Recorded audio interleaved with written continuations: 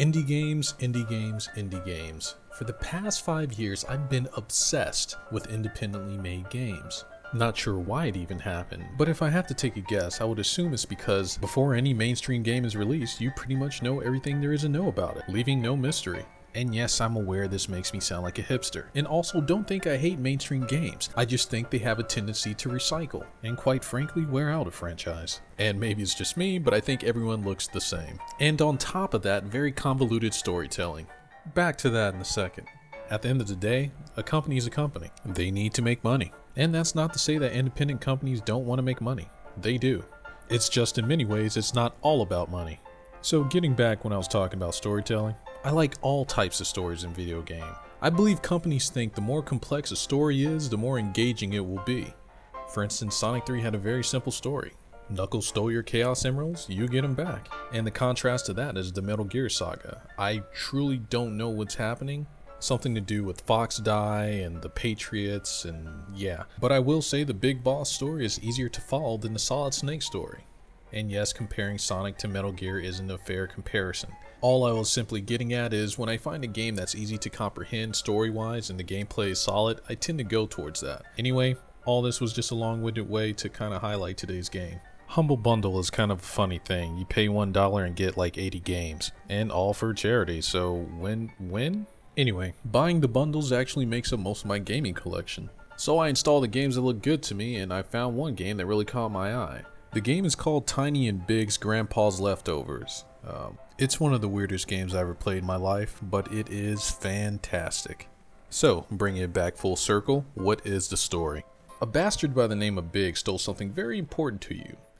Your grandpa's underwear. A pair of magical underwear. You play as the nerdy protagonist named Tiny who has to retrieve those underwear back. And along the way you'll find the importance of the underwear your grandfather gave you.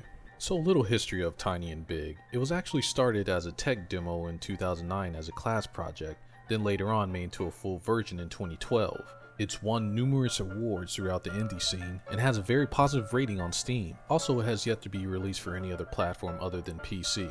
So Tiny and Big actually adds a few things I haven't seen in video games yet. It's a platformer that's physics based. We kind of see shades of that in Little Big Planet, but this takes it to another level. Tiny and Big has a way of making you feel smart. Similar to Portal, after you finish a stage, you feel a sense of accomplishment. I mean, you can create your own platforms and just about destroy the whole stage. And because you can destroy a level, you'll find yourself restarting here and there. But it's nothing too tedious and you won't do it that often. But I do think it's worth mentioning. One thing that sets Tiny and Big apart from modern games is that when you traverse the level, you're not killing hundreds of enemies just to get to the next part, which is an added bonus, in my opinion. You have 3 tools at your disposal. You have a laser to cut objects, you have a rocket to push, and you have the claw to pull objects. This is some of the most fun I've had playing a platformer in quite some time.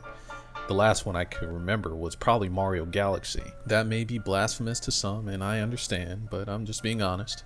One of the first things that kind of stood out to me with this game was the visuals. It looks like a children's book come to life. You'll see a lot of onomatopoeia scattered throughout the game, which really sells the style, and I guess you could really say it's a comic book come to life. Either way, it's a great looking game. The very first stage you enter looks like a Tetris level from the original Game Boy.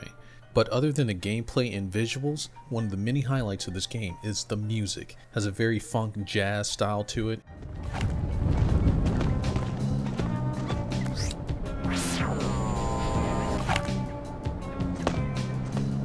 And it is amazing. Within each stage you collect cassette tapes and play them back later in your menu if you so choose. And come to think of it, there's a lot of indie games that have great soundtracks. Not sure why this is, but it's worth noting.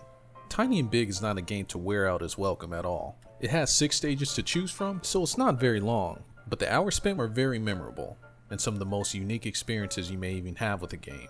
You'll notice as soon as you open up the menu in this, there's very few options. I guess that's kind of expected, but I kind of wish there was a little bit more. Other than that, I really enjoyed myself. Closing notes.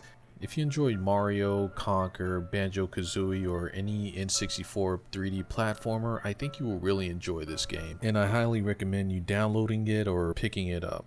If you enjoyed the video, please like and subscribe. I'm curious of your thoughts, so please comment below. Until next time, I'm Chase83. Yeah. How do I?